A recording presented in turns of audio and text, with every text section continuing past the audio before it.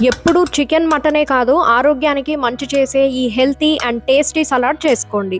ఒక కప్పుతో వేరుశనగల్ని వాటర్లో వేసి 4-5 గంటలు నానబెట్టుకోండి. దాని తర్వాత కుక్కర్లో వాటర్ 2 కప్స్ వేసుకుని హాఫ్ స్పూన్ సాల్ట్ కూడా వేసుకుని 3 విజిల్స్ వచ్చేదాకా వీటిని ఉడికించుకోవాలి. ఆనియన్ ఒక 70 గ్రామ్స్ తీసుకున్నాను. ఇక్కడ కనిపిస్తున్న ఈ ఆనియన్ లో కొంచెం పక్కకి తీసి వాడాను.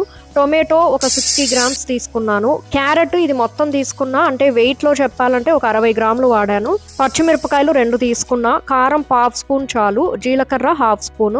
సాల్ట్ 1/2 స్పూనే వేసుకున్నా, ఎందుకంటే కుక్కర్ లో ఆల్రెడీ 1/2 స్పూన్ వేసేసాగా. లెమన్ జ్యూస్ ఈ సైజ్ ది మొత్తం పిండేశాను. కొత్తిమీర కొంచెం వేసుకోండి. 3 విజిల్స్ అయ్యాయి. స్టీమ్ మొత్తం బయటికి వెళ్ళిపోయింది. ఇప్పుడు వీటిని ఒక బౌల్లో వేసుకుని అన్ని కలపండి. అంతే, అయిపోయింది.